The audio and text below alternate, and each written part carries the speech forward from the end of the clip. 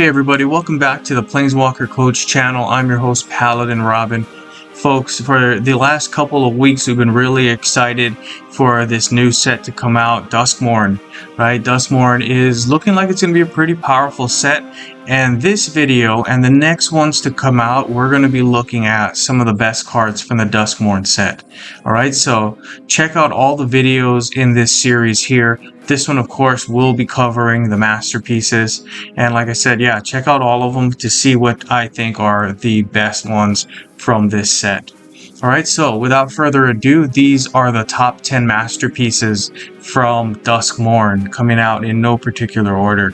Okay, so let's take a look at this first one. Here is the first one. If you've been paying attention, you've seen this one before. It's Phenomenon Investigators. This is a really cool one. It's going to cost you 11. You can see over here. It's a 3/4, but the big part that you're going to want to pay attention to is this here.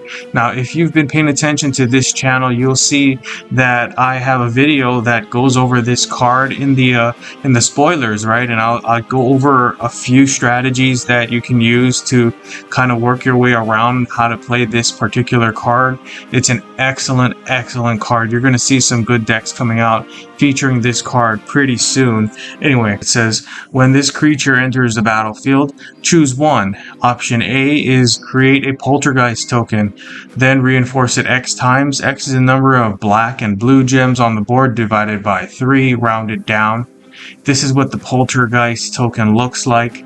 It's okay, it's a 3/1, right? It's got some prevent damage abilities that it can get. That's pretty cool. What I think is the strength of this card, though, is this here, option B. Alright, option B is draw a card, it gets full mana.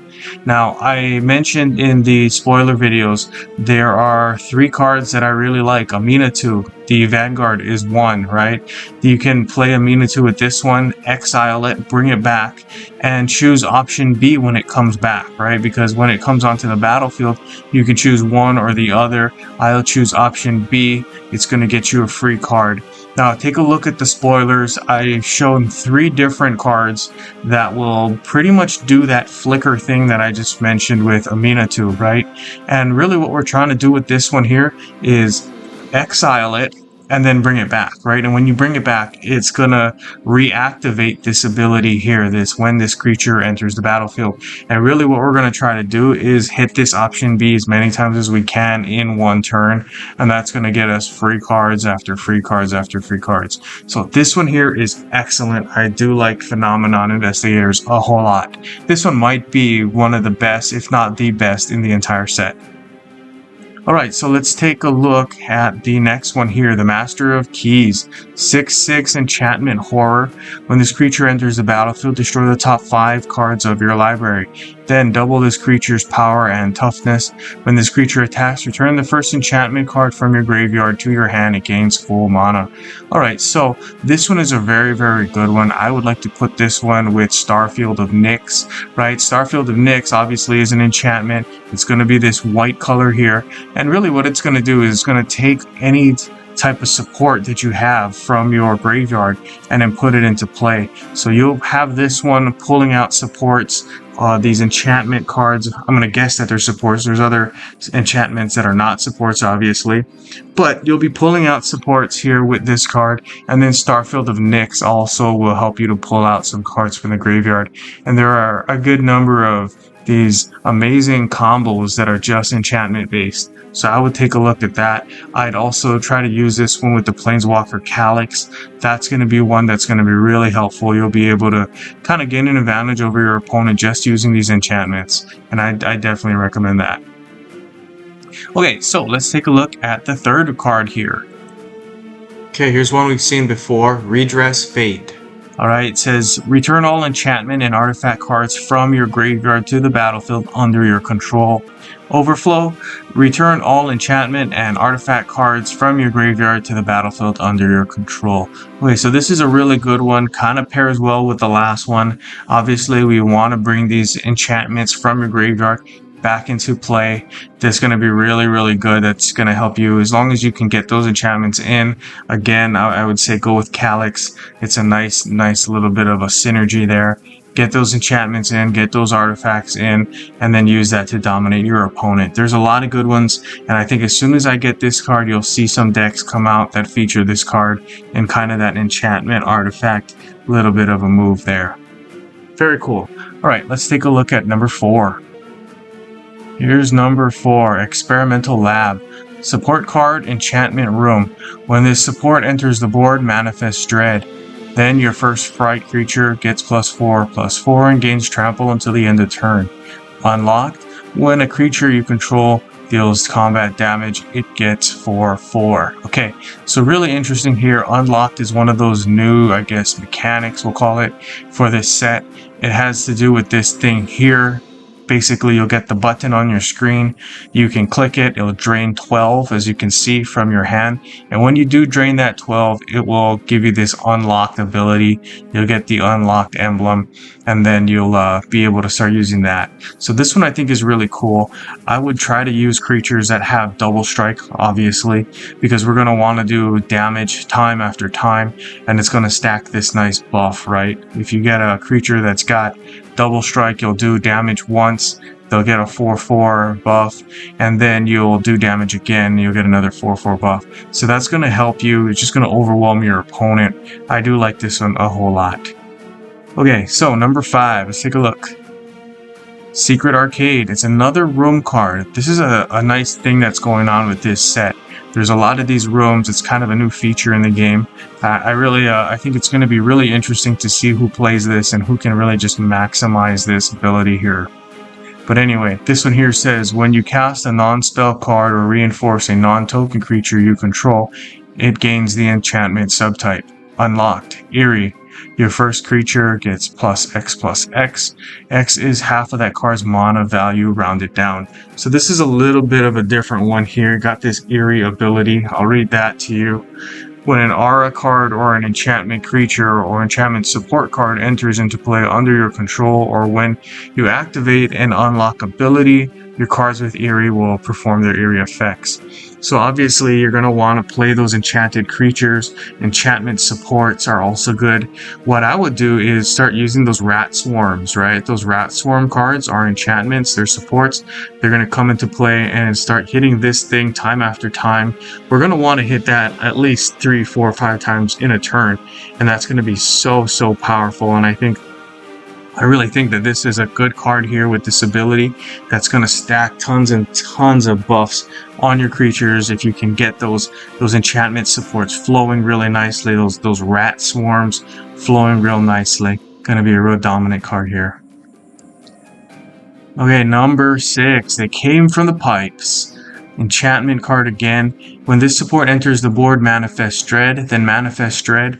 When a fright creature card enters the battlefield, draw a card, gains 10 mana.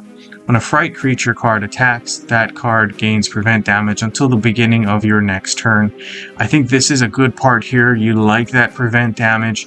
Obviously, if you have a fright creature, what you probably want to do is give it maybe vigilance or reach, and then this one will attack, and then you'll get the fright attack, and then you'll get the prevent damage on the backside of that attack.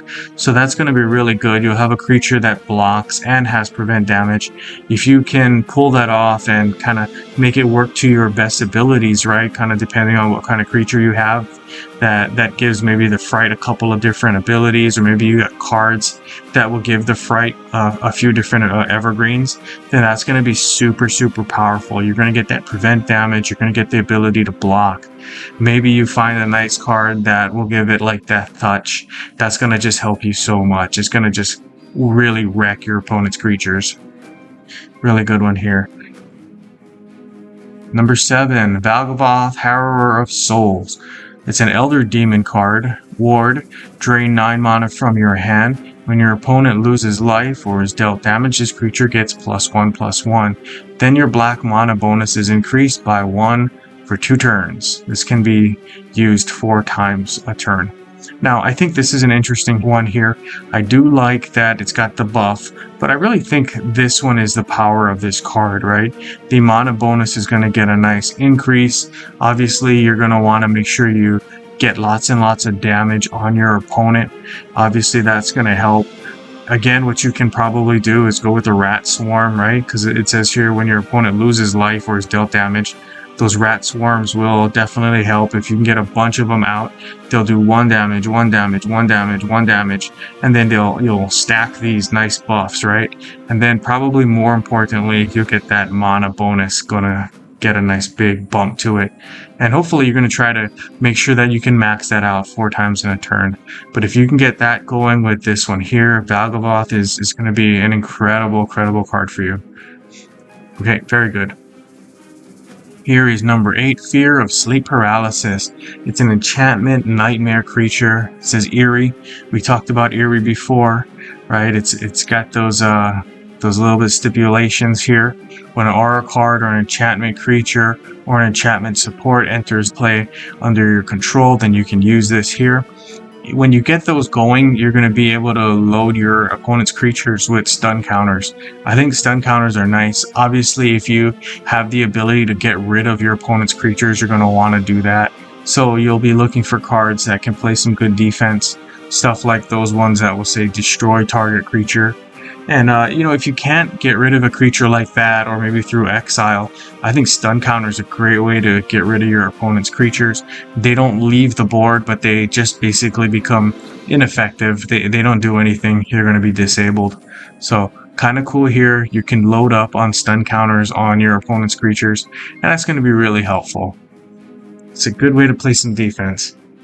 Anyway, that is card number 8. Let's take a look at card number 9. The Lord of Pain. It's a human assassin. Players can't gain life. When your opponent casts a card, deal X damage to your opponent's planeswalker and destroy 5 random gems. X is that card's base mana, and this can only be used once per turn. I think this is a very interesting card. I wonder if a lot of players are going to be able to play this one. I think this is one of those that will definitely start to overwhelm your opponent if you can get it going, right? I think the drawback here is that you're only going to be able to use it once per turn. But obviously, if you're going to be able to play this card and maybe use it with cards that have that higher base cost, then you're obviously going to do a lot of damage. And then this is going to be one that's definitely going to help you to win games without having to do a whole ton of battle damage or attack damage here, right? That combat damage. So this one could be another one that gives you just a different way to win games. Very cool here. So let's take a look at the 10th card on our list here. Suspend Sentence. Okay, so this is a support card. It's going to cost you 10. When this support enters the board, destroy target opposing creature. Then your opponent loses 5 loyalty. At the end of your turn, increase this card's level by 1. Then if this card's level is 4 or more, you may return this card to your hand. If you do, it gains full mana. So here's a very interesting one. I think this one may fly under the radar for a lot of people. I think people will see this and be like, I don't get it. How is this even a good card? Well, I would just point out that the casting cost here is relatively low, right? You get 10. This one will destroy a creature, and that's kind of good. You'll be able to play that defense. And being that it's a support card, it's not going to go straight to your graveyard. And that gives you this advantage here. Your opponent is going to lose the 5 loyalty. And then at the end of your turn, you're going to increase this one by this level by 1, right? And then, of course, you can see here when it gets to 4, you're going to be able to get this card again. You can put it back into your hand, and then you'll be able to play it again. So really what this does is it gives you kind of a nice way to just continually use this destroy target opposing creature kind of ability. So it's a nice way to destroy creatures. This one will recycle itself back into your hand, gives you that full mana. And really that's going to be something that will definitely help you in some games. Very underrated card, but I think it's very useful. Anyway, guys, I hope you guys enjoyed this video. Check out the others for this series. This one is for the Masterpieces, and take a look at all of them, like I said. Anyway, I hope you guys enjoyed the video. Like and subscribe. Share with all your friends. That helps the channel. Good gaming, guys.